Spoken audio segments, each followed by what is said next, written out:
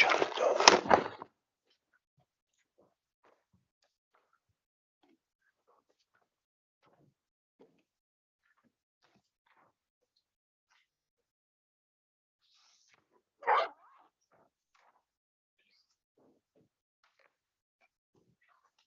I'll run the business paper on here.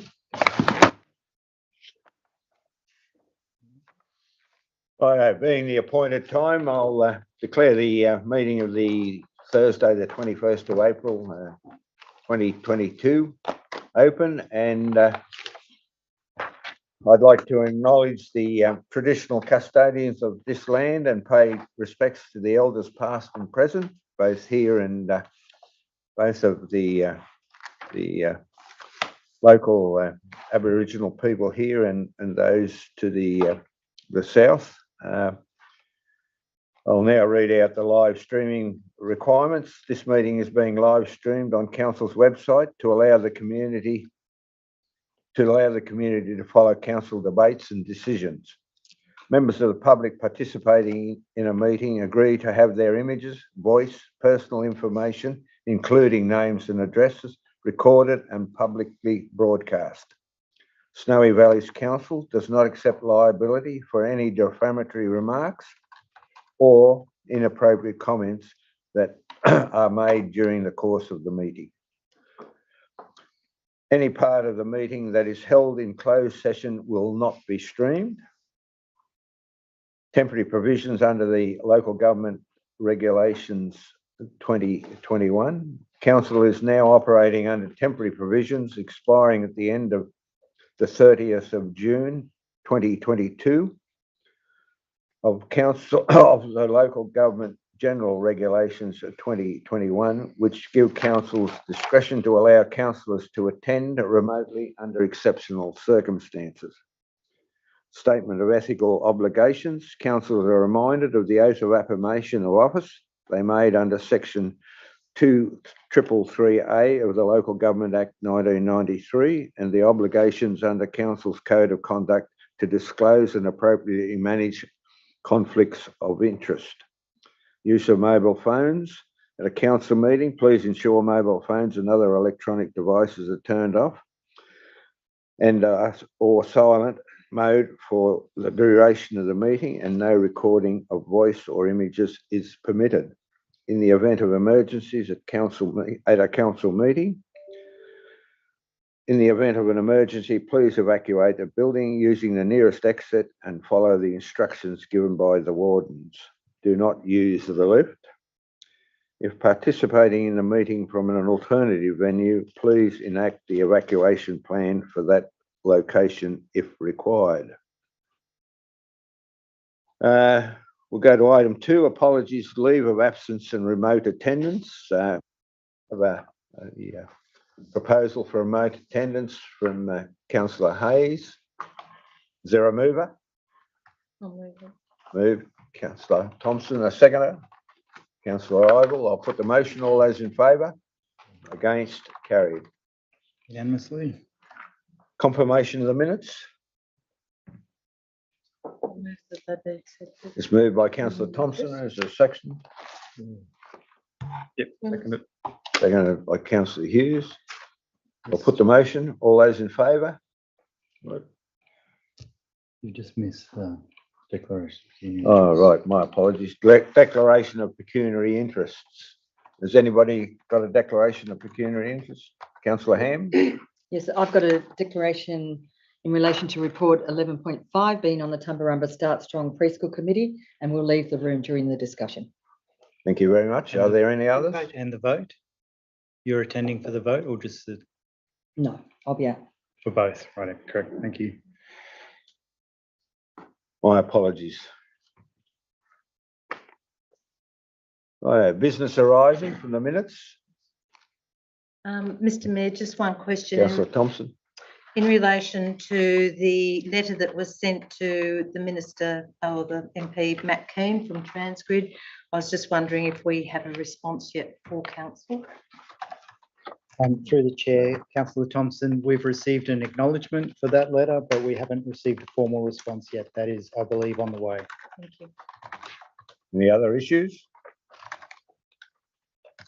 If not, we'll go to notices of motion. We have two notices of motion. 7.1 is the notice of motion, a review of fees, community use of council's open space, moved by Councillor Lata, and I believe seconded by Councillor Hayes. Is there any debate?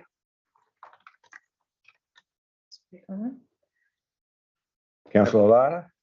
Look, I just think this is a sensible interim, Mayor, in relation to this. I think, as was indicated yesterday by Christy McBain, that sport is essentially the centrepiece of community, and you know, it's an avenue for social inclusion and a whole heap of other harmonious benefits to the community and the council. And I think for the sake of $30,000, this is a sensible inclusion in our delivery, and instead of staff, you know, chasing up all the time whether somebody's paid their money or haven't paid their money, I think the staff time could be better used somewhere else. And I think that ultimately, by freeing up the staff of worrying about some of those back of house activities, that some of that will be cost neutral anyway. So I think it creates a lot of angst in the community. It creates a lot of angst at the customer service face when community groups are getting charged $500-600 to play touch football down in Adelong. I think it makes a lot of sense to do what we're doing now, and let's hope that common sense prevails, and that we can allow these community groups to sort of get on with living their lives. I seek clarification. The notice of motion is there, but the recommendations are separate too. So is it just the notice of motion that or are we actually? So through the chair, there's a notice of motion that's been put up and seconded by a councillor, and there is a different recommendation from the staff. So Councillor Lada, seconded by Councillor Hayes, has moved and seconded the actual notice of motion, but staff are recommending an alternative, just for clarification purposes. Thank you. So what we have now is moved and seconded. The motion or notice of motion in italics. What you have below that is a recommendation from the staff. Councillor Lada has spoken to his motion. Is there any further debate? Is there a speaker against? Councillor Ham? I will speak against it just because I've always stood in as much as possible. Well, there's two things. One, we're going through a special rate variation and we are tight for cash. We don't know if we're going to get the special rate variation. Councillor Lada talks about $30,000 a year and saving staff from angst. $30,000 a year is part of someone's salary, and I think we have to be aware of that. And my personal philosophy is there should be user pays to a degree in council facilities to maintain our facilities to the high standard they are. So I'm against this motion. Any further debate? Anyone speaking for? Yes, I'll comment as well, if I may. Councillor Hayes. Thank you, Mr. Mayor. Look, I'm happy to second this. We have over years had various attempts to bring in fees and charges on our sporting fields. They continue to draw anxiety and upset in the community. I don't think that that's necessary. I think that we can surely find the savings somewhere, even if it's from an unfilled vacancy. But just for this year and reconsider it next year, I think the idea of charging schools an exorbitant amount more than sporting clubs is just downright silly. And I missed that when it went through the fees and charges last year. But the fees and charges is quite a large document, and it wasn't brought to my attention. So I apologise that I missed it, and I apologise to the schools that have got letters, and I apologise to the community groups who are going through the anxiety of getting letters and threatening this. I think the idea of spending millions of dollars to improve our sporting fields and then creating fees that tax people out of using them is just ludicrous. We don't charge for the swimming pools, and that's been an outstanding success. We don't charge for the rail trail, and that's an outstanding success. We don't charge for the libraries, and I'm not sure. I haven't seen their latest figures, but I'd like to. So I can't see any reason for charging. I think that in an $80 million budget, 20 or 30,000 should be pretty easy to cover. So I'll be voting for the notice of motion. Very good. Anyone speak against? I will. Councillor Thompson. Thank you, Mr. Mayor. I understand the intent of where the notice of motion has come from. However, I think that to do it in retrospect, especially considering as Councillor Ham has identified, is that we're out pushing a special rate variation. For us to actually have to come up with this money to give back to people is going to create a level of anxiety, I have no doubt, within the organisation of coming up with that money. I think that the recommendation number 3, that we have the option to actually review those fees and charges in an appropriate manner, understanding that under legislation, fees and charges, need to actually be publicly identified for 28 days if there's significant changes. I very much appreciate, and in actual fact, I was one who raised it with council because I was contacted by a school. I do understand there was significant discussion and debate over the fees and charges last year, including identifying who would be paying the money. But I think to do it in retrospect is not healthy financially for the organisation. But I do believe that clause 3 gives us an opportunity to review that going forward. So therefore, I don't support the notice of motion as it stands. Is there another speaker for? I'll speak again if I may. If there's, are you going to speak for? Yes. Yep. Right up. I'll allow that. Thank you, Mr. Mayor. I just if we do go ahead and if this loses, this means that the schools will be hit. I think something like $1,500 every time they use the sporting fields. That's completely unsustainable, and it wouldn't be in their budgets as well. So we've surprised them with this, and I don't think that's the position that council should be in to try and catch organisations out. And I think the idea of charging schools is ludicrous.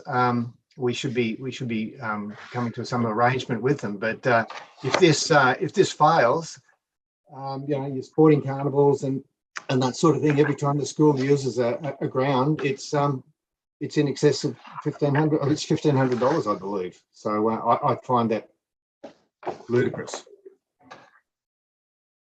Well, by way of clarification, the council has to set the fees and charges for the upcoming year in June of this year, right? And we will be deliberating on them in the month of May. So there is that opportunity to reconsider the fees and charges. There's also an alternative recommendation there that could be moved by way of amendment. So look, at the end of the day, if there's no further debate or no further proposals, I'll put the motion. No further debate? If not, I'll put the motion. All those in favour? Against? So that's only Councillor Hayes and Councillor Larda for, and all the other councillors against. The notice of motion. Right, we'll go to notice of motion number 2, moved by Councillor Larda and seconded by Councillor Hayes. Scroll that up for my goodness. Righto, Councillor Larda, would you like to move this motion? Yes, Mr. Mayor. Would you like to speak to it? Yes, please. Councillor Larda? Microphone on there, is it? It is, yeah. I'm moving this motion calling for a royal commission into the handling of the COVID situation. to dealing with previous one, which was the recommendation? There was no amendment. There was no move, so the motion we voted on Oh, is sorry. the one it's presented in Italics. italics. Yes. So essentially, that's okay. through the Sorry. chair, it was lost, so we just continue business as usual. Oh, Yeah. Sorry. So there was no. Sorry. Right, we're now with the second notice of. It's fine with me. Look, I moved this notice of motion because I believe we need a royal commission into the handling of COVID, and for no other reason than the fact that we audit everything in local government, and we audit everything in state government, and we audit everything in federal government. So here we are with a situation where I'm aware through my health service that there are significant issues with the COVID mRNA vaccines. There's been significant injuries reported to the Therapeutic Goods Association, in nearly 120,000 injuries, which is essentially more injuries than all the other recorded drugs since 1971 have incurred. We've also got a reported 800 fatalities, including 3 children between 7 and 10. None of this has been widely reported in the press, which is unfortunate. But what we need to do is invoke some governance, and we need to ensure that what we are doing for our children is safe. And what this Royal Commission will do is have an open inquiry into whether the mRNA vaccines and the handling of COVID have been fit for purpose and whether they should continue in this country. I believe that that is the right thing to do. That is the correct way to go about it. We've had commissions of inquiry into the Ruby Princess situation, so I think it's only appropriate and should be a matter of public interest that we make sure what we are doing is best practice and safe, and what we have done has been in accordance with the laws and accepted medical practices that we've adopted in Australia. We heard from an expert earlier today, Lieutenant Colonel retired Kevin Lockray, who is a retired germ warfare expert in the Australian Army, who gave testimony to us that these mRNA vaccines weren't safe, in his expert opinion. And I don't believe that the community or the Australian public have had the opportunity to listen to experts like the Lieutenant Colonel, who should be heard and should have a voice, and all these other doctors, allied health professionals that have been silenced by AHPRA and the governments in relation to this rollout. Now, we know the vaccine is being manufactured by large pharmaceutical companies who have an interest, and they don't have any liability in relation to the outcomes because they have been negated of that liability by the government. And so we need to ensure that this is safe. I've got a letter here from on the 8th of March from the COVID Medical Network. It's signed by professors of medicine. It's signed by numerous doctors, allied health professionals, barristers, QCs, you name it. There's that many that have signed this, asking Greg Hunt and the TGA and Associate Professor Nigel Crawford of the Australian Therapeutics Advisory Group to review what has gone on, and to date they have failed. I'm happy to table that 52-page document that has gone to those organisations to the council, but this is just a must. Now, I know people will say, "Oh, look, it's none of our business. We need to, stay immune from this. It's not our responsibility." But at the end of the day, it is our responsibility, because we've got a responsibility to our children and to the people we're leaving this country to, to make sure that what we are doing is safe. And the only way we can do that is to have a Royal Commission and work out whether the pathway that the governments have led us down for the last 2 years have been safe. I suggest that they haven't been. I suggest that the mRNA vaccines are not safe and should be halted immediately. And that evidence and those experts and that testimony and those stories from those 120,000 people who've been injured should be heard at a Royal Commission. Thank you, Councillor Rada. Is there a... Mr. Mayor, could I please do the recommendation? as an amendment?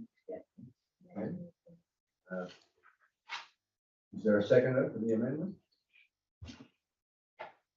Is there debate on the amendment? There's no debate. Can we clarify what the amendment is? The amendment is The recommendation. recommendation. Receive the notice of motion on vaccine COVID-19, vaccination, sorry. Continue as previously resolved to support sharing communication from the lead agency. Right. I'll speak against it, Mr. Mayor. Councillor Rada. I have just put forward a notice of motion which calls for an independent review into whether this is safe. This council is now putting forward an opposite argument, which is to do nothing. To do nothing. Now, I don't know how that's safe. I don't know how anyone can sit around this council and now be in a situation where you are going to now say, I'm going to close my eyes and hope it all goes away. That's where we're at. This is like motorists being allowed to drive without seatbelts. This is like motorists driving drunk at the wheel. But we're going to turn a blind eye to it. If we have some understanding that there is being damage and deaths are occurring as a result of these mRNA vaccines, and we know that there's been 800 reported to the TGA, including children.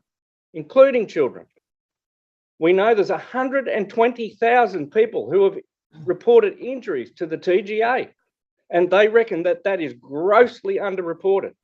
And now we are just going to say, carry on regardless. I can't think of anything more ridiculous in my life. You have got an opportunity to call for a Royal Commission so that an independent umpire can assess whether this is the correct thing to be continuing with or not. I'm not asking you to make a judgment on that. I'm asking the independent people appointed by the government to make an assessment through a Royal Commission as to whether this has been safe or unsafe and make some recommendations from that. To now go against that and say that we're happy after what I've just told you that people are dying and to take no notice of it is unbelievable. The speaker against. Well, point of order. Point of order. Okay. Sorry. I thought you did. No, because I wanted to talk Oh, against. right, okay, so the amendment, Motion, so. sorry, about the that. amendment hasn't been seconded. We've got the amendment being moved that we receive the amendment is the recommendation as outlined there. Is there a seconder? I'm Right. lost now, I'm sorry. We're doing I the. really we're doing the am amendment. lost because you wanted to Wait. speak against the original motion. Yes. Right, so if there's no seconder for the amendment, we'll go back to the original amendment. Okay, yeah. Councillor Ham is going to speak against it. I'd like to break down into the 1, 2, 3. Right. I have no problem with that. Great. And number one, happy to receive the notice of motion. Number two, happy to request an establishment of the Royal Commission into the handling of COVID-19. I think we have a lot to learn in all areas. Number three, I cannot support number three. I myself have vaccinated. I've seen my daughter was sick with COVID last week. She was fine, walked away from it. I am quite happy with how the council's been handling this. Look, in light of the comment of Councillor Ham, I'll ask the council and the mover and seconder if they're prepared to have the notice of motion broken into 3 components as outlined in 1, 2 and 3. Is there an agreement? I'm happy with that, Mr. Mayor. Right. So in the light of the fact that you've moved a notice of motion, right, I would imagine you as the mover and James as the seconder will have to move that we. I'm happy for you to move that we put those individually. Right. Are you happy with that, Councillor Hart? Yeah, I'm sure that you can do that from the chair anyway. Right. Okay. Well, from my point of view, we'll deal with the notice of motion as listed there. Item 1 is to receive the notice of motion on vaccinations, COVID-19. Mr. Mayor, I would like to speak just broadly on the whole 3, if I Right. may. You may. Firstly, I'm not one to stifle debate.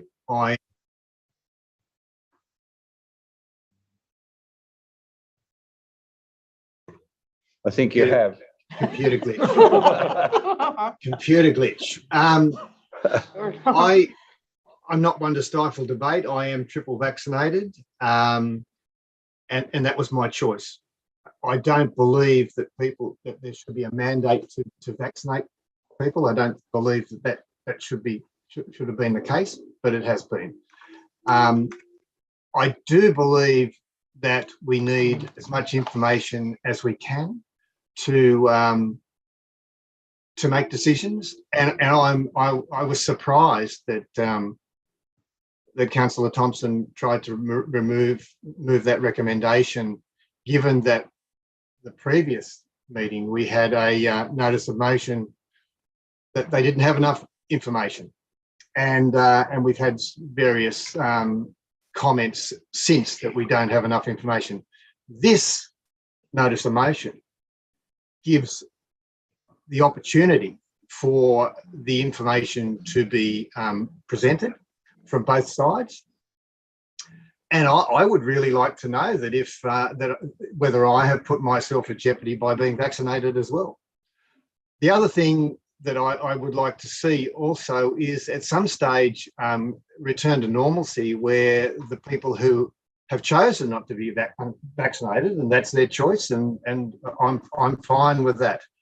But how do we get these people back into the workplace? And that needs to be worked out as well, because we cannot carry on in communities like ours without having those valuable workers doing the jobs that they're paid to do, that they were paid to do, and that they're experts at. So we've lost all that. We've lost that expertise. And I would, as a former school teacher, and I would much rather see an unvaccinated person teaching a class than nobody teaching a class. And it's the same in the health system, and it's the same in all the other government departments where mandatory vaccination is required. You've got a choice of having no one or somebody. And look, somebody standing in front of a class or driving an ambulance or whatever they're doing is far better than nobody doing it. So that's my reason. I like to have all the facts. So that's why I'm happy to second this motion. Getting back to my original decision here, we'll deal with the items ad seriatim. That's item 1. Unless there's any debate on receiving the notice of motion on vaccinations, I'll put the motion. All those in favour? Against? Carried. We'll now deal with item 2. Unanimous? Unanimous. Well, We'll now deal. Sorry? I'm against. You're against receiving the motion? Yep. Okay. Councillor. I don't want it any part of it. Councillor, sorry. Councillor Armour will record that. Yep. Item 2. Request the establishment of a Royal Commission into the handling of COVID-19. Is there any debate? Wait a minute. Yes, look, I would make a comment, and I'd make this comment directly to Councillor Armour to consider that she wants to know all the information so she can vote, but it confuses me. Look, the best way to find information out is to ask questions and to have the establishment of a Royal Commission, for example, will do that. Councillor Hayes, had you say, we'll deal with item 2, right? Is there any genuine debate on the issue? Look, it's, If not, sorry, sorry, the you wish Chair, to speak? The Royal Commission, as long as the Royal Commission covers all of the parts of the handling, I understand Councillor Lada is particularly interested in a particular part of the way that we handled the COVID across the country and in the world. It has to cover all of that, I agree. the whole bloody thing. I agree. Absolutely. There's a lot of stuff that was badly handled. I don't agree with the ones you're talking about, but I think there's a lot of space there to be done. I agree. I could just maybe make a comment there, Mr. Mayor. Yeah, look, I think, because to me, there's an interaction between point 2 and point 3. So by saying we establish a royal commission into the handling, and I mean, obviously there we're not specifying any terms of reference, which if there was to be a royal commission, then those terms of reference would be developed by the government. Yes, I without moving into point 3, because to me, point 3 is a definitive response, which I don't think you can make without the information you're saying you would want to get from a royal commission. So that's, We haven't got to 3. no, I realise that. I'm just jumping the gun. But No, Just making us think. Yeah. well, it's just that in moving point 2, I see that there is an interrelationship with that point 3. I think the point is valid too about, you know, what components are we asking for in a Royal Commission? You know?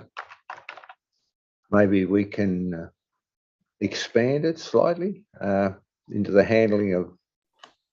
Handling of All COVID, I think areas. all areas of COVID. That's right. Yeah, fair enough. All areas. That's. Are you happy with that, The John? wording No, that's Look, the I wording. think so, Yeah. I think so, because That's the Yeah, word it that is has at the been moment. amended. handling of all elements.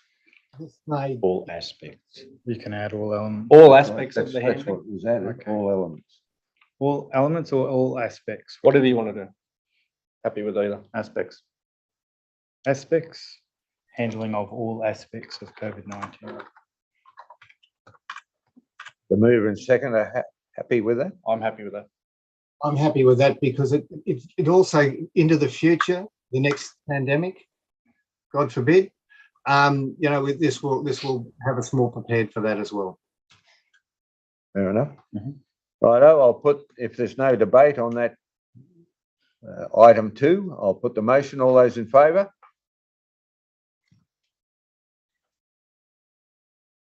Against? Declare carried unanimously, I believe. Is that correct? Was Nancy Hammer? I can't carry a foot for that one if I can't vote with the other one. Right. Let's vote against the You're other one. voting I against, don't know where right. that puts me. Righto. Item 3. Mover, seconder, we have. Any debate? Well, You can't. I mean, I Councillor speak against item Livermore? 3 because I think by moving, as I say, by moving item 2, we're saying we haven't got all the information, whereas item 3 is sort of a definitive statement, which to me you would only make if you had all the information. So, Right. Any further debate? I'll put the motion. All those for?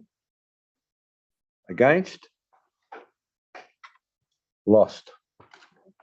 So councillor Lada for For. and everyone else against? Correct? That's Okay. correct. Thank you. Righto, that's dealt with 2 notices of motion. There's no mayoral minute on this particular meeting. Urgent business without notice, Mr. General Manager, CEO. No urgent business. No urgent business. If I may, though, clarify, councillor Lada did talk about tabling a document, but there's been no document given to me, so it can't be tabled in the council meeting. There's no notice of that. Thank you. Alright, that's clarified that issue. Governance and financial report, item 10, 10.1. Annual information guide review, 10.1. 10.1. Yeah.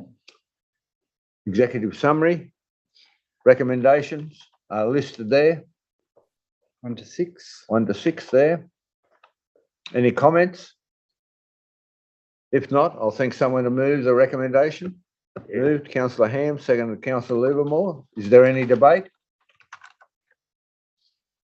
If not, I'll put the motion. All those in favour? Against? Carried Unanimously. unanimously. Thank you. 10.2, pecuniary interest returns. Everybody's had a look at the pecuniary interest returns as in the attachments and as listed in the recommendations. Councillor, I just flagged there, Mr. Mayor, I've already advised the Chief Executive, but there is one aspect of mine that isn't currently correct in that it's signalled that I'm a member of the Liberal Party. They have sacked me, so it's no longer relevant. it's not relevant. We will organise an adjustment. Democrats. They've already done that. That's right. The Labor Party are speaking to me as we speak. Very good, right. We'll take on board that inaccuracy in your pecuniary interest statement. If there's no debate, I'll put. You need a mover and a seconder. Sorry, I thought we had one, but my apologies. That was my fault. Councillor Ham, seconder. Councillor Ivel. Any debate? I'll put the motion. All those in favour? Against? Carried. Is that Everybody. unanimous? Unanimous? You just need to check Unanimous. because Councillor Armour Unanimous. didn't put a hand up. Are you in favour of the council? Sorry. Unanimous, right? Thank I you. was right in the first. Yep. 10.3. Councillors, just because this is video recorded, if you don't indicate and we're recording the minutes differently, it just gets complicated. So if I you can just apologise. indicate, otherwise your vote will be recorded against. Thank I'll you. move that. 10.3, you'll move. Hmm. Councillor Hayes, a seconder. Councillor Ham. Any debate on the minutes of the Canberra JO? It was a interesting experience. I feel that there is value in the Canberra JO process. I think we certainly stand to gain some advantage from our association with them, and I look forward to the next meeting. Councillor Hayes, you are present there. Would you like to make a comment? I just endorse yours, Mr. Mayor. Yeah, it's very valuable for us to be there, and the Snowy Valleys are well regarded within the sphere of the Canberra Region Joint Organisation. Yes, I do think there's advantage there. If there's no debate, I'll put the motion. All those in favour? No, sorry, you're debating. Sorry. There are just some interesting things. Question? Yeah, I'm just wondering, one, what the drought resilient pilot program proposal was about, and has the CEO who I knew, has she left, and is there going to be a new CEO? Through the chair, the drought resilient program is a state funded program, and the Canberra JO has taken that on to work across those drought affected areas, which doesn't include Snowy Valleys. Yeah. But the knowledge and information will be shared across all local governments. So we will get a benefit from that. Looking to the future for the next drought. Correct. Right. Yes, and the GM's group has just endorsed that the bushfire side of it actually be expanded across to those local governments that weren't bushfire affected, and that the Canberra JO put some of its own funds into making sure every local government benefits from that because of the risks into the future. And yes, Kalina Koloff has resigned and finished up in that position. And Leanne Barnes, who's the ex-general manager at Bega Shire, has taken that on temporarily. Interviews were conducted on Monday for that position, and I believe they've been offered to someone, but I'm not sure of the outcome. Okay. Thank you for that. Very good. Any further questions? If not, I'll put do we have a mover and second? We do, yes. I'll put the motion. All those in favour? Against? Carried. Unanimous. Now we're down to 10.4, which is a statement of investments.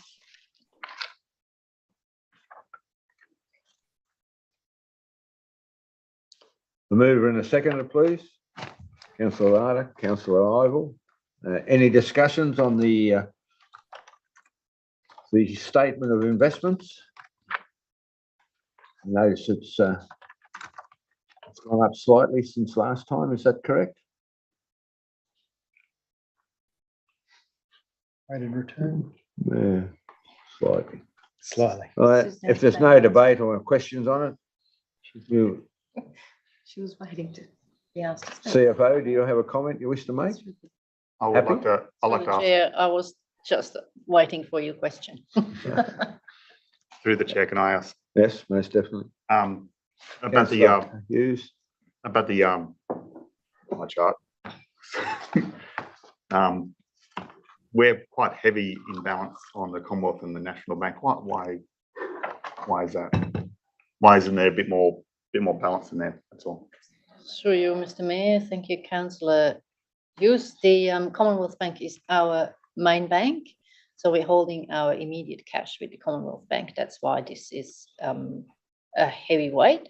The National Bank did have favourable investments at the time. And as you will see on the last graph in this report, the counterparty risk is within the risk tolerance of council policy. Thank you.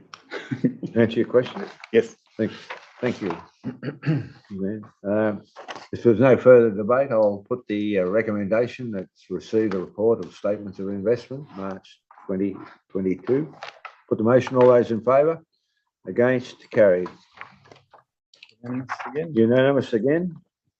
Item 11.1 is the management report, draft Murray and Murrumbidgee regional water strategies. Can I move with an additional recommendation, please? I'd like to add that a further report be presented to council for consideration. Within the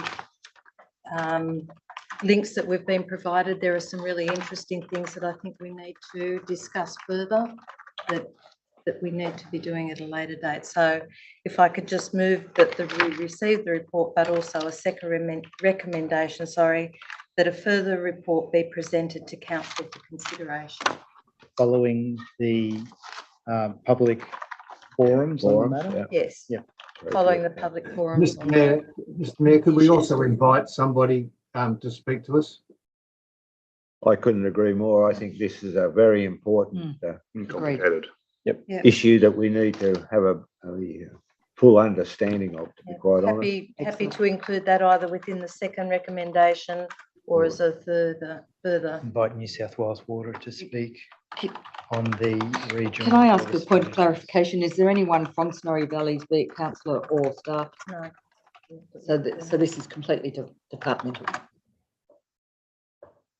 Sorry. So there's no one on these teams from Snorri Valleys. No, that's correct. Through the chair, if I may, we did get a brief presentation from New South Wales Water at the Canberra JO General Managers meeting. And soon after that, it was released for public comment. So, yeah. Thank you. Like this is vitally important. You know, we've got to be across it. There's no risk. And with those additions, is there a seconder? Councillor Idle. Any further discussion? Well, if not, I'll put the motion. Those in favour? Against? Carried unanimously. Additional special rate variation.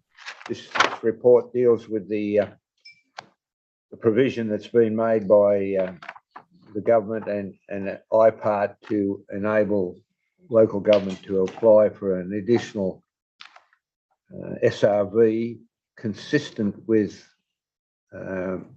increasing the 0.7% to 2.5%, but that's dependent on whether the council has a SRV in front of IPART at this point in time.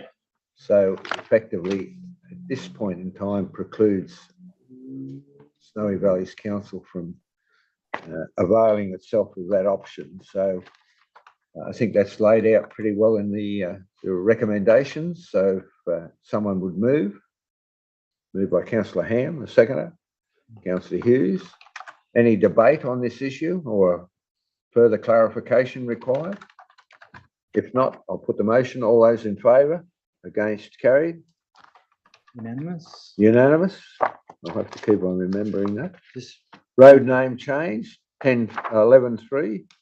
This is proposed to change the name part of Mitchell Avenue, Cancoban to Wallaby Avenue. Mr. Mayor, Just one clarification. can I suggest, Councillor Hayes? yeah, just given that we haven't had a lot of comment from the community, can I suggest that we defer this till next month and go back to the community and see whether they're happy about it? Because I haven't heard anything from anyone, and I don't know whether the other councillors have as well. So it might be worthwhile just going a bit slower on this one. I'm sure council's capable of doing that. I'm sure they are. That's right. John, Yeah. comment. Councillor Ham? Thank you, Councillor Hayes. I agree, and I'm just a little bit surprised, cute as it is, Wallaby Avenue, that we're not looking for Indigenous names in today's. Well, Dating the report because we've not got a mover or a seconder. No. Other than the move, No. a mover to defer the item. Okay. I think I'll take a motion along the lines to defer. Councillor Hayes? Councillor Ham? Any debate on the issue? If not, I'll put the motion. Sorry? I think Councillor Ham brings up a good point in that it is the community's, it is the Cancoban community's road, and maybe we should be asking them what they want it called as well. Excuse me. through the chair, I think Councillor Ham's comment about seeking Aboriginal names is apt. I don't believe that they're up to speed, up to yet to naming, putting out a naming of Aboriginal stuff yet. So it'll be probably worthwhile to hold off, and it wouldn't hurt. Anybody else wish to speak? I'd just make one little Councillor comment. Livermore? If I could suggest that in talking with the community, if staff could go through and look at that section of the street and allocate what would in the future be the relevant street numbers and advise any property owners accordingly. Because as I say, my history in the past with renaming or readdressing streets can be very, very controversial and create a lot of issues for people. Do you like to outline some of those issues so that people are aware of them? Well, the issues are simply that people don't want to, if they've historically been, number 10, whatever street, if you come along and say, look, it's all out of order, you're now going to be, even if it's number 8 in the same street, no, I'm not changing, So you get a lot of resistance to it. Now, hopefully that part of Mitchell Avenue, there's only a couple of possible private properties and so on, but still in all, it would make sense if you're going to do this now to actually have a look at Do an what evaluation. potential street numbering could be. Yep. Give John the opportunity to. John? Through you, Mr. Chair, thank you very much. This report is the first stage of any particular road name change. If you'll notice that recommendation 2 is place the name change on public exhibition for 28 days.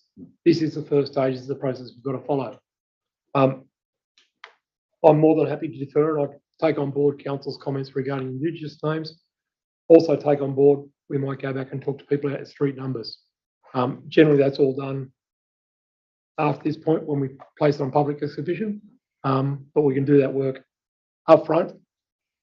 We still have to put it on public exhibition again at the other end. Any further? Councillor Ivel?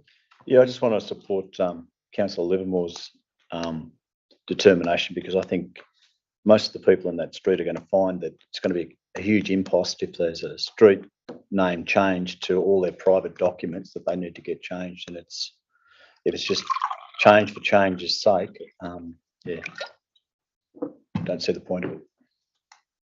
Very good. Well, I think that the motion is that we defer for further consideration. We've just worded that, so defer item 11.3 to a future meeting following further consultation with the community. Is that what the mover and seconder are happy to do? So Hayes and Ham? I'm support that. Right, if that's the consensus, I'll put the motion. All those in favour? Against? Carried unanimously. Thank you, Mr. Mayor. Makes it happen. Sorry, I didn't want to put any undue emphasis on it. It helps the minute taker a lot. It makes Matt feel. Councillor- 10.4, Councillor Can Coven vacant land. Now, this has been brought about by a clerical error in the DP number. Is there a solution that we can agree on as to how to address this issue? What are we talking about? Would you like to make a Can comment? open vacant. Yeah, can I Right. just defer this matter to Mrs. Jones, please? Um, This is Suggestions. prior to moving the motion. I'm just clarifying why we're at this point. So councillors, the backstory to this report is that you have already received a report and have subsequently resolved to do some work around the sale of these lots. However, it wasn't until after the report had gone up and been resolved and then the work had started to commence that was realised that there was a transposition error in the DP number. It's actually incorrect. So the numbers are around the wrong way. So the report writer in the assets team has brought the report back for consideration with the correct numbering. However, there is an option that we've been discussing around deferring this report and either doing a rescission motion or letting the current one lapse and then resolving new in a month's time. Councillor Thompson, is that your look, understanding? Yeah. I think it's important that we have a resolution here. So, Yeah, well, want to look, keep if it you want moving. clarification, we'll deal with the clarification first. Councillor Ham, you wanted to ask a question. Right. Okay, yeah, I needed that clarification because I didn't realise what had happened. Thank you very much for that. But Doesn't change the intent. it's no, just the but what correction. it does is that, like, let's do it. Let's sell these places one way or the other as soon as possible. So it's So if we more can a have a motion machinery saying solution that. to the problem than a lack of will to do it. It's just we've got to address what is now an inconsistency in the resolution. Right? Okay. Well, can I just add to Councillor that too? Thompson. The other inconsistency is that the original resolution refers to the property being sold by By auction, auction. whereas I voted for it. this now Did. comes up as an expression of interest. So it's in fact Get on it. contrary to what the original resolution was. You could move to Yeah. change that. Yeah, great. So look, based on the information you have available, I think it's probably more appropriate that probably the best approach is to I'll take advice here because we can defer the matter, right? To address the inconsistency in the original document, and then we don't need, if we defer the matter, we don't need a rescission motion. The allotted period of time will have elapsed, and we can bring forward a new motion consistent with achieving. Councillor Hayes? Is it possible to accept the rescission motion from the floor? Needs three signatures. Yeah, need- I don't believe so. I think it Needs becomes notice. too messy. We would have to. Need You a could- notice of rescission. Look, I think the best bet is to defer for reconsideration at the next meeting. So we lose a month. Is there a mover? I'll move that. Is there another solution? Well, I'm prepared to exercise anybody's mind on the issue. Well, could we take the recommendation as is here, as we did last time, and Mick and I voted against expressions of interest and for auction. So how about we just vote on these recommendations with the amendment being that instead of expression of interest, auction, and then we just move on. We can. It's already a resolution. Right, there's a resolution that hasn't had the 3-month period elapse on it. So to change that resolution, you'll have to move a rescission motion because it's within the And we can't do 3-month that. time frame, right? Councillors, to follow the code of meeting practice, the best advice is to defer this I item to think the that's next the best meeting. way to deal with it. A month is, we're not going to die in a ditch No. over it. We've waited 8 years, I think, must be now. I'm It's sure either a month or isn't going 3 to make months. any Look, difference. will someone move that we defer I've moved decision? it. Moved and seconded. Thank you very much. Indeed. Who Moved by moved? councillor Ham, seconded Yeah. by councillor Armour. Sorry. Councillor Armour seconded, That's Ham and right, Armour. seconded. Yep, Ham and Armour. Right. wasn't it? Councillor Thompson. No, Thompson and No, Armour. no, Thompson. I Thompson. identified the move in the second. Which was Ham and Armour. Ham and Armour. Ham and Armour. Right. I'll put the motion. All those in favour? Against? Carried. Unanimously. Thank you. Unanimously. Sorry, I forgot that. We are now dealing with 11.5. Councillor. As councillor Ham is leaving the room. Tumbarumba preschool location options.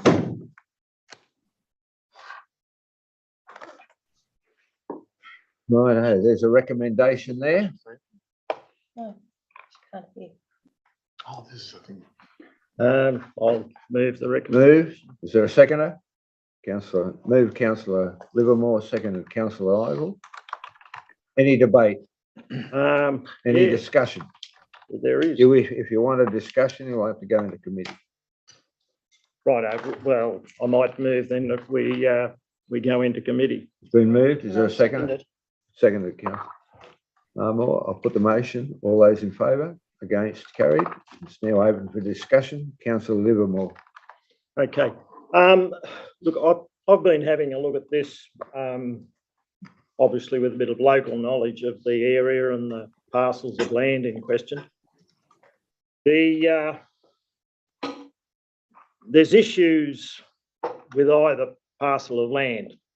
The main ones I see for the Bicentennial Park is that site down below the library is a very wet area. There's a sewer main running sort of diagonally through the area. And I think there was a map there in the attachments that illustrated where that was going. So it would have a very constrained sort of building envelope, and it would bring about, I would suggest, some pretty expensive solutions for drainage and a number of other things. Let alone even access down to the site, because that would then incorporate a fair amount of work with roading and so on to, to get an access to it.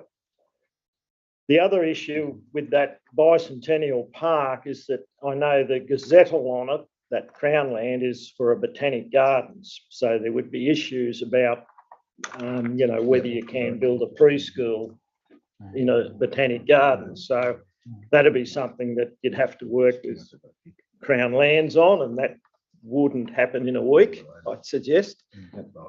The other site, which is probably the much better site in terms of building, the King George V Park.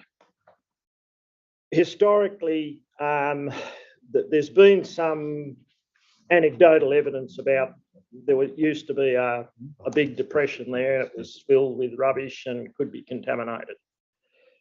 Now, that sort of speculation and some other inquiries, I was talking to some people the other day, they seem to recall there were some swings and kids' play equipment put in there some years ago, and then there was a bit of an uproar in the community about putting them there on a contaminated site, so they were removed.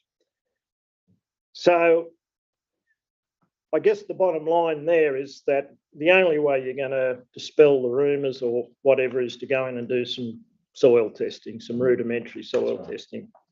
I think it would only relate to from sort of the centre of the area of land to the north, towards Kent Street. Is it Kent Street? No, it's Selwyn Street. Also, running across that block, there's like a big depression, which there's an open culvert drain comes in at the corner, so they've just let it go across the block. And it looks like the block's been shaped a little bit to allow that.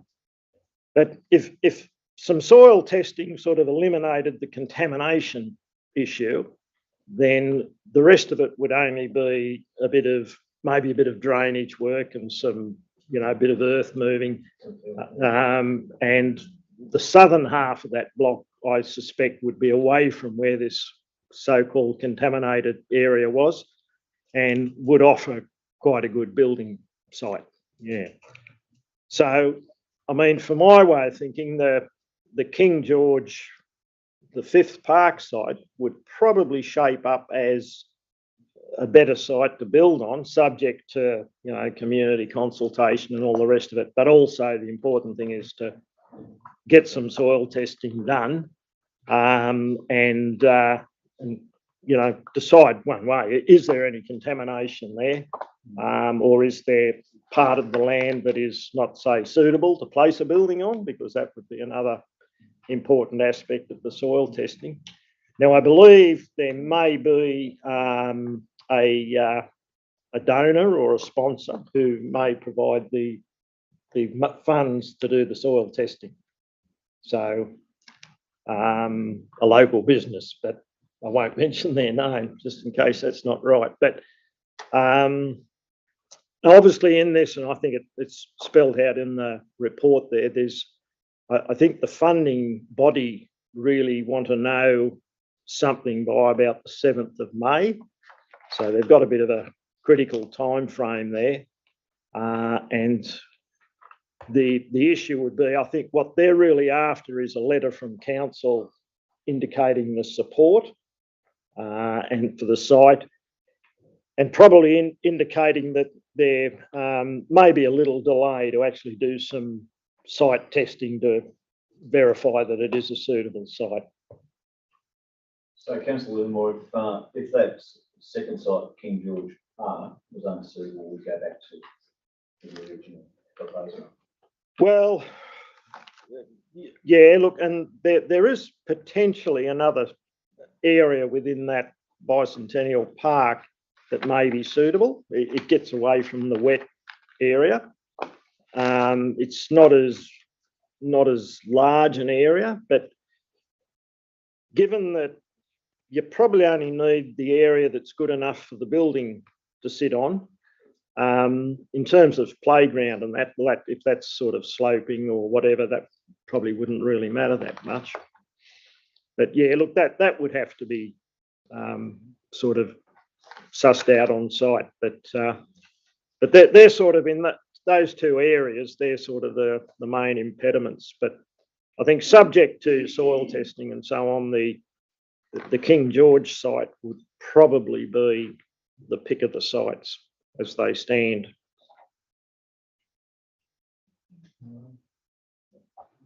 Through the Mayor, Councillor Livermore, I think we've already given, I believe we've already given a letter of in-principle support. The funding body and the information that was sent through from the preschool group was that they needed a land commitment. You might consider that giving a commitment to the most preferred option satisfies their request. And then if you did that work in the background and went back later on through the process and said, we've got an alternative site, you could negotiate with the funding body to go to that alternative site, but it satisfies the requirement of a commitment to land by the 17th. I think that probably would do the job, because that's my understanding is the thing they're really after is a commitment probably from council to say, yes, there will be some land available. Why can't we just commit to both on the proviso that they select whichever one's most suitable post for testing? I was just looking at the recommendation, thinking how can we modify to that option? The commitment's fairly big commitment about giving land to this group. So you'd be committing to giving both pieces of land, but you could word it so that it's an alternative. Yeah. So if you have the space at either Bicentennial Park or King George the 5th Park. And let them make the decision and they can do the soil testing. John, you wish to talk about the learning process, but the way I look at it is that the recommendation 2 is lease space. And you Yes. expand that to the. Yeah, King George councillors, V yeah. Park, as well as Bicentennial Park, because you don't have to sell it. Correct. There's no reason why councils couldn't long-term lease. Councillors, Correct me if I'm wrong. Mr Mayor, you are correct. The, Yeah. yes. The King George, through Mr Mayor, the King George V Park is owned in fee simple by council. It's operational land, so council is free to sell it if you wish. Bicentennial Park is not, don't have that option. It must be leased. If council so wishes. It could be a long process to get Correct. access to it. Might I suggest then, listening to the discussion, advise that council's preferred options to lease King George V Park. Item 3 would be alternatively, if the soil testing prevented this, then council would support the leasing of Bicentennial Park. And then we go on to option 4 as it is, as it stands. Very sensible. No, So the mayor has a question. If we do some soil testing on King George Park and we find there is contaminated soil, possibly opening ourselves up to some sort of community backlash from the people that we're close to that site.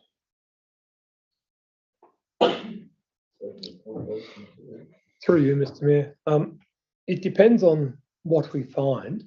That may be the case, but there's other pollutants in the soil which are reasonable for open space, so we wouldn't have to do anything, but they're not suitable for preschools and that sort of active things on them. So what you identified, Councillor Ivor, was a potential issue. You wish to speak. Just a query in relation to we lease the land to them and they build the infrastructure. Just thinking of all of the infrastructures that council's now responsible for. If the preschool goes on to council leased land, does it then go onto our books as an infrastructure? It's no different to Carcool at present. It's on the lease land from the Department of Education. And it's not our asset? No, beautiful, thank you. I would seek clarification on that, but I'm pretty sure that's the case. It is our asset. It is our asset, the building. So if we lease the land to them, it's our asset. If we sell the land to them, it's their asset. The chair, that may depend on the funding agreement and the agreement. An issue that needs to be clarified for sure. Councillor Ivor? Do we know what sort of contaminants are possibly in that soil? Look, we don't. There's a suggestion that it was part of an old mining cut. I'm not sure that there's anybody alive that can remember circumstances, and until such times as an investigation is carried out, I don't think we'd have a clue, to be quite honest. Fine. Look, in light of the situation, I just think we don't have to make a decision as to whether we lease or anything. I think probably the fact that the council at this point in time is prepared to support the proposition, let it just evolve over time. If part of the process is to somebody to donate their time and effort to endeavour to identify if there's issues associated with, so be it. Councillor R. Well, I was going to suggest too that if we get the soil report, it might be even the case that it may need some rectification, which we could undertake, which would be better for the community anyway. If it wasn't a great expense, That's right. we certainly don't want to be leaving contaminated land, regardless of. So I mean, it's better, Particularly if you know about it. Yeah. Through you, Mr Mayor, I thought that there was an urgency in identifying the parcel of land in order to be able to allow the preschool to make their submission. So there is a matter, a time limit as to identifying. So we've already given them principal support. The funding body requires a formal commitment. And I think if maybe I could read that out, but I could change that around to put Bicentennial Park, knowing that you can make Bicentennial Park no matter what. So your commitment is to Bicentennial Park, and then using King George V Park as your alternative. If the soil testing comes back okay, that may be a better way to go. That sounds, Do we have to identify it being leased? No. Because, so if we take could out be- lease, if we just. well, Bicentennial Park, You have to identify that it's either a sale or lease, so you could put that differently for each park because each Yeah. park has a different a circumstance. response, yeah. Yep, so at the moment we're reading, and we've done these amendments just on the discussion, so it's up to the mover and the seconder. To move them, yeah. So that we receive the report on the Tumbarumba preschool location options, that we advise that council's preferred option is to lease Bicentennial Park near the library. Advise that it would be the second option, King George V Park, pending the outcome of soil testing, and that would be a sale.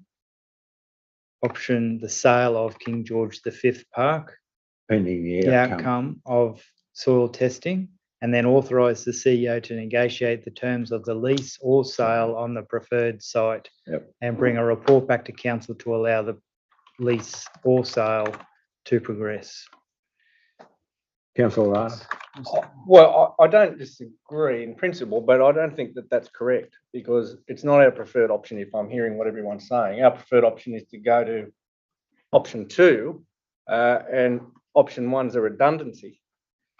So if I may, through the mayor, you can put King George Park as your preferred one if it gets the soil testing okay. Yeah, I think that's probably a Yep, better so way. swap it round back the other way. Yeah. Right, yeah. Swap it Yeah. around the other way. Sorry, that's my fault, Jimmy. Yeah. You had it the other way. Good thing it's on the computer, not a pencil. Yeah, true. Righto, any further discussion? If not, I'll think. Mainly- Sorry, go back into Oh, move. well, Sorry, councillor. that's right, we're still in committee, aren't we? Yep. Yes. The other issue would be just a note, possibly in part 4 there, that council provide written advice. So we do number 5, the council provide written Yeah. advice to the funding body, To the funding body. to provide this resolution as written advice. Yeah. Yeah, righto. Yeah. Funding body. Any further evolution of the resolution? Is that If right? not, I'll Lease thank someone to move that we bicentennial? go back into council. Moved, councillor Armour, seconded by councillor Larder. I'll put the motion. All those in favour? Just Against? Clarify Carried. the mover and the seconder are happy with it. Going back into. Sale of King George and lease bicentennial. Is that That's what we've got to do Yeah. now. We've got to Okay. clarify that the mover and seconder are happy with those suggested amendments. Yeah, I'm happy with that, Mr Mayor. And the seconder, And I'm just happy with remembering Mr. that Mayor. everyone in the room can see that written up, but the mayor, councillor Hayes can't see. can't see that. Can't read it. Do you Do you want it read one more out? time? Would you like it read out? No, you're happy with that? Thank you. Very good. If the mover and the seconder are happy, we've got the mover, the second, who was this seconder? Councillor Ivel. Seconded by councillor Ivel, Yeah. Yeah. Livermore and Ivel. You sure? Yep. I said 5 minutes ago, you 100%. weren't listening. I'm very happy, sir. I'm sorry. You want to, look, I'll put the motion. All those in favour? Against? Carried unanimously, other than councillor Ham obviously being not present. Armour and Larder to move out of committee. And Where are councillor we Ham's now? back. Oh. Do you want to tell councillor Ham what we resolved? Would you like me to read Yes, that you out? could read that out. So, councillor Ham, we resolved that receive a report on the Tumbarumba preschool location options. Advise the sale of King George V Park would be the preferred option pending the outcome of soil testing. Advise that council's preferred second option is to lease Bicentennial Park near the library and authorise the CEO to negotiate the terms of the lease or sale on the preferred site and bring a report back to the council to allow the lease to progress, and that council provide written advice on this resolution to the funding body. Thank you very much, everyone. Our pleasure. We'll now go to 11.6, environmental planning and assessment, statements of expectation. I raised this issue with the CEO regarding the statement of expectations, only to find that it had been appealed. But in doing so, it's generated this report, which gives the council now, or will do into the future, a better understanding of where our DA and planning processes are up to on a monthly basis. So if anybody's got any discussions they wish to have, but there's a recommendation there that receive and note the report. Is there a mover? Councillor Ivell, the seconder. Councillor Hughes. Any debate? Any discussion? If not, I'll. Sorry. May I? if Yes, it's you okay? may. Yes, most definitely. I would just like to commend the staff and the effort behind the scenes. Although the public haven't necessarily seen the impact of this, there's been a lot of work over a lot of months to bring this together. We're very aware of the issues on this front, and I'm very pleased that our system will now allow us to provide reports. There are issues in linking into the state planning portal through to our system, which we're resolving as well. So I'd like to say that this has been a while coming, but there's been a lot of work behind the scenes, and I look forward to demonstrating some good results into the future.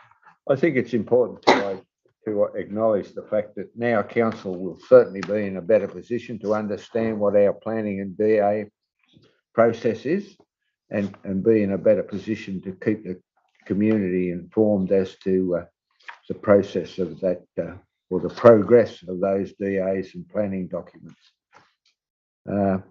And as such, we'll be able to better judge the performance of the organisation. So I do want to express our appreciation to the people involved in this process, because I know it hasn't been easy. I do have first-hand contact, I suppose, with people involved in this process, not necessarily with Snowy Valley Council. So thank you very much for the time and the effort that's actually gone into it. So look, in light of that, if there's no further debate, I'll put the motion. All those in favour? Against? Carried. Unanimously. Unanimously. Thank you. Look, I've got a little hand here. That's okay. I'm happy to say it each time. It just makes it easier for the minute taker. Yeah. 11.7 is a request to explore future options for the community services programs, right? So is there a mover and a seconder? Moved by Councillor Ham. Is there a seconder? Seconder? Councillor Ivell. Motion. Oh, wait. No, I won't. Open for debate. Anybody wish to debate the recommendation? Councillor Ham. This is what I read it. I just want to make sure this is clarified, that this is really the first step in a discussion about options that we can take forward. That's correct? That's correct. So this resolution confirms council's commitment to making sure the service is still available to the community, but looking forward to the options about how that service is provided to the community. And us this is not saying we want to offload it. This is just, we're putting it out there. There may be other options. We may or may not divest of it at the moment. If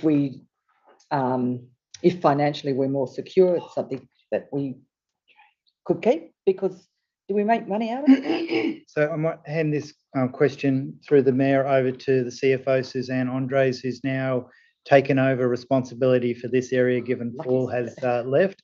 So it's nice to have our Chief Financial Officer also looking after this matter at the moment. Thank you. Through you, Mr. Mayor.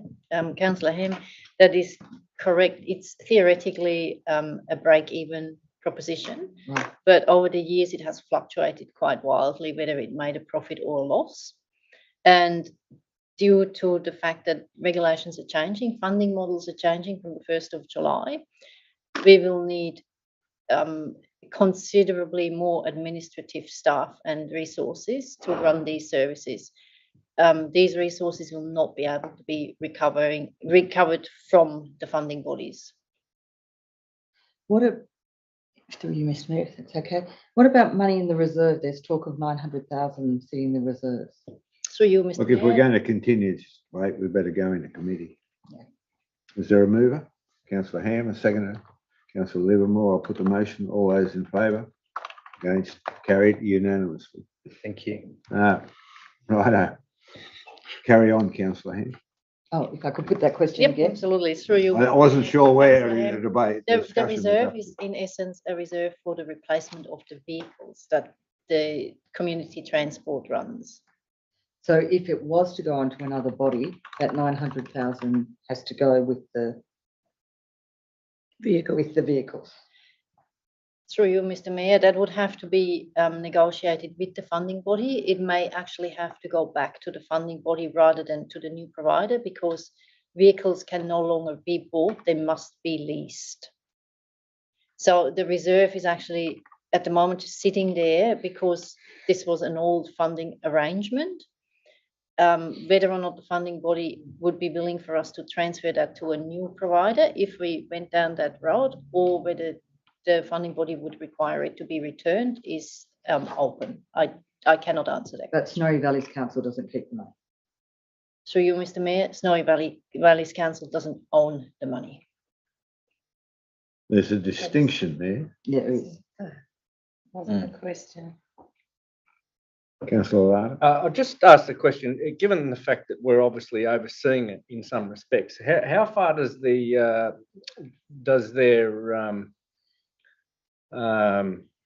carriage of what they do interact with our policy? Say, for instance, like I know they buy vehicles from out of town. So, I mean, under our preference policy for buy local, they should, anyone attached with council should be adhering to that policy. Well, based on what our CFO just said, we're required to lease vehicles now, is that correct? So that situation has changed as far as buying, and under Snowy Valleys Council's policy, we would be looking to lease those vehicles from a local dealer. So I think those two issues have been clarified from that point of view. So, the old procedures of the past are gone. And we now adhere to the policy of Snowy Valleys Council, and two, the requirements to lease vehicles. Any further comment? Just a few comments, Mr. Mayor. Councillor Livermore. Looking at the 6 recommendations, now as I understand, a lot of these are driven by reference to the report that was previously done, consultant report, REVA. And I did take the time to read that report. I must say, I wasn't really impressed with the content in it. If you took account of the doom and gloom that report was trying to make out, you would have to question why anybody would be wanting to provide aged services. Whether you are a council or a private provider, because the sky is about to fall in. And on that basis, I just think I'd have trouble supporting 3, 4 and 5 in these. 1, 2 and 6, I think we can, because we're talking about pretty much the status quo. And at this stage, all the evidence we seem to be getting back, and I think there was another letter came in today from someone that's got an association with these services. So the people seem to be quite happy with the service that's provided. Now, even if it's a cost neutral service, as a council providing that, I think that's very beneficial to the community. So at the moment, I just don't see that there's a problem that we need to resolve. The service is being provided, it's being provided to a high standard. And the other issue that may come up in this is that, particularly in community transport from certainly in the Tumbarumba end, I mean, it's all done by volunteers. So there's not going to be another provider who's paying wages that's going to do it as cost effective for the client. I'm not just focusing here on what some potential costs may be to council, but we've got to consider this. We're not running this service for council. We're running it for the community members. So if all of a sudden some of these services, like with your community transport, I don't know what the cost difference could be, but if all of a sudden you're moving from volunteers to paid staff to provide the service, the cost has got to go up. Now that might have an impact on some people, you know, in that lower economic sort of socio-economic range that might all of a sudden find that they can't actually afford to get the community car to go to Wagga or wherever for medical appointments. Yeah, so I'm not convinced that we really need to be doing anything with this at this stage. However, as I say, recommendations 1, 2 and 6, I wouldn't have a problem with supporting those, but I just don't think there's a need to really change it. And I know one of the things in the report was talking about the changes in the funding model, that it'll be going to payment in arrears, which we're not going to sort of recommend that we don't do work for the RMS and other, you know, revenue opportunities, because they're all payment in arrears. So, yeah, I just don't think there's any need to explore the provisions there from points 3, 4 and 5. Any further discussion, Councillor Idle? I agree with what you're saying, Councillor Livermore, but just so I can clarify my own mind, from what the CFO is saying, that the future modelling for this whole program will change, and it will need more administrative services to keep this continuing. So there is going to be a cost to the council to provide those administrative services. It won't be free. Is that correct? Well, we don't know. As far as I'm aware, there's no sort of real detail of that. And I do go back to a little while back, an issue came up about the service having to undergo accreditation. And again, there the sky was going to fall in, but they went through the accreditation, no problems, still running to a high level. So, you know, and that report really doesn't give detail that you'd make a decision on. Yeah, my only concern is it's cost neutral at the moment, but that is going to change in the future. But we don't know how. But we don't know. Well, we don't know. The CFO's just told us that there's going to be more administrative, so it's going to be 1 or 1.5 positions to run the whole program. So, but across that's not cost neutral. But across the board, probably everyone's fees, They'll have to customers will increase. go up. That's right. Are they going to accept that though? That's the question. Well, this is all the unknowns. Yeah, sure. I suppose there's a couple of elephants in the room with this, because as Councillor Moore has pointed out, I think if it goes to another operator who are likely to be in the business of trying to make a dollar, you're not going to get people driving these community transport cars free of charge, or with the volunteers that you've got as it currently sits, which is going to be an issue.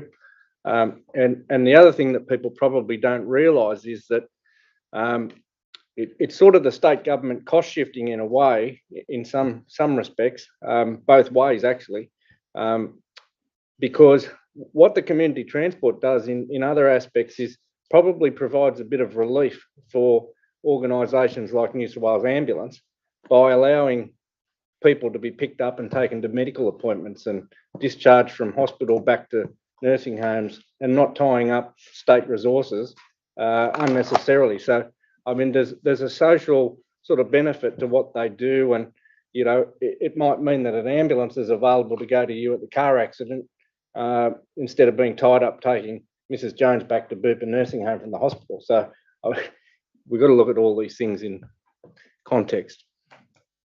If you're looking at putting things into context, and I could be wrong here, but 2006, there's a community transport reserve, right, which at this point in time stands at $950,000. It was 125 in 1617, 357 in 1718. I'm going blind. 825 in 1819, 875 in 1920, and 2021, 950. It's still at 950.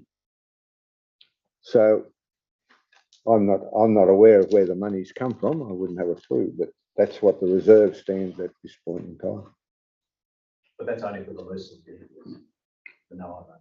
No, that's in a reserve set aside, not to lease $950,000 worth of vehicles. No, We probably have them standing bumper to bumper at present. We do. We have a lot of vehicles. Maybe we don't need them. Maybe. However, that's the situation. Councillor. Through you, Mr. Mayor. Are we able to take 1, 2, and 6 and go with deal with those, and then one by one, and then so that we deal with today, and we've got enough on our plate to spend more money on another report or whatever, and get staff busy doing all that, and then we go forward. At least then the community is comfortable, our staff is comfortable. When things go pear-shaped, if the 900,000 runs away or something, then we can still do these decisions, okay? So for me, I would do 1, 2, and 6. I would forget the rest for the time being until we have to deal with it. At the moment, it looks perfectly okay. Thompson. Excuse me. I think we're almost getting stuck on community transport and forgetting that that's not the only service that's going to be provided through this report. We have aged care, we have childcare services, we have a whole range of services.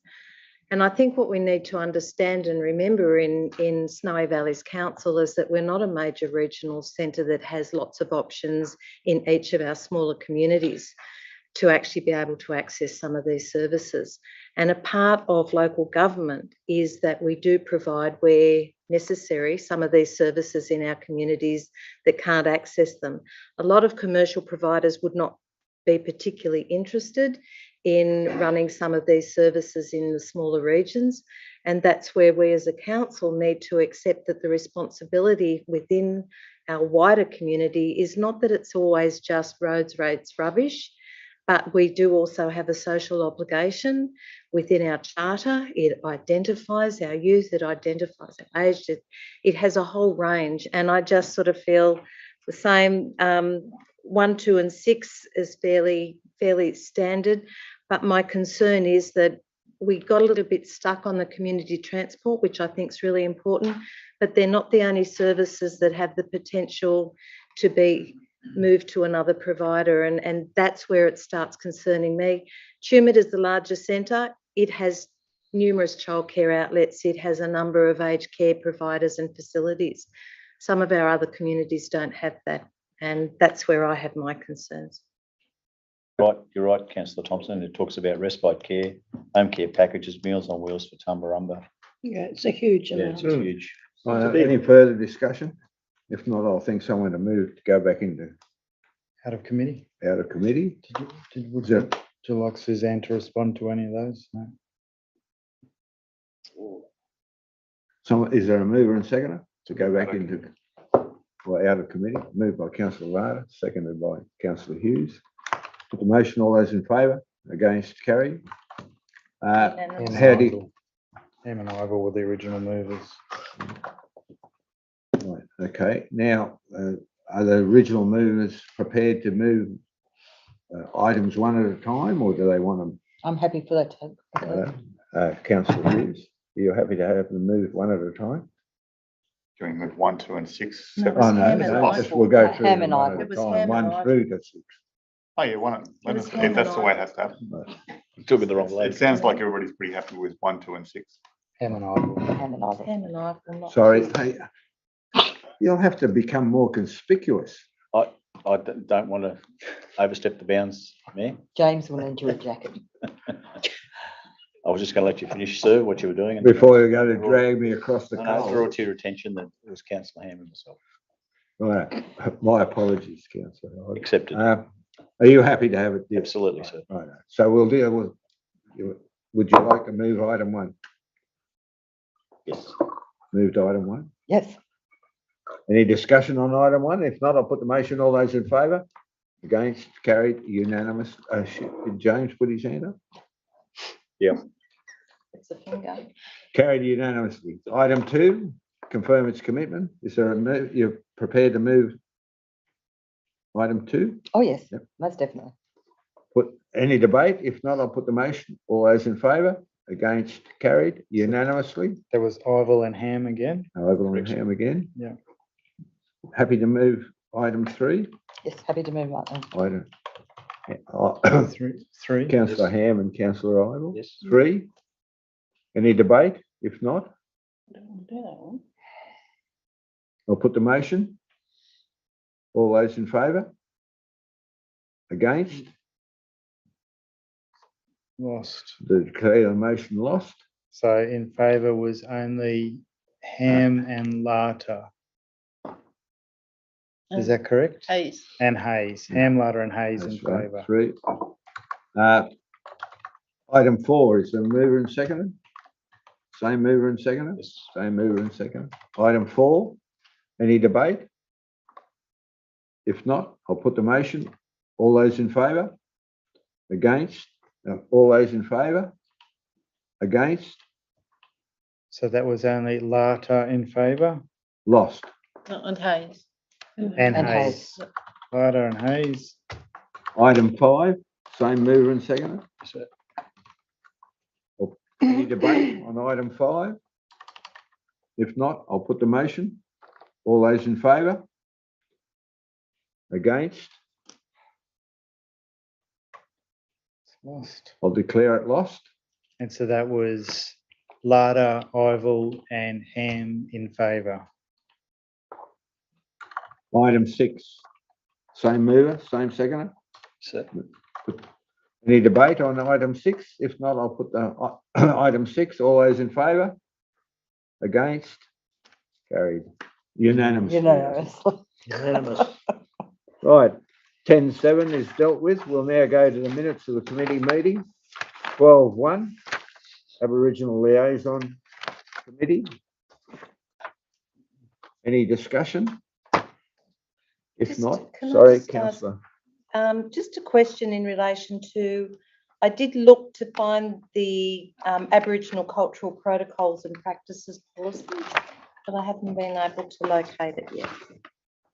So through the chair, the recommendation is to receive the report and note the minutes.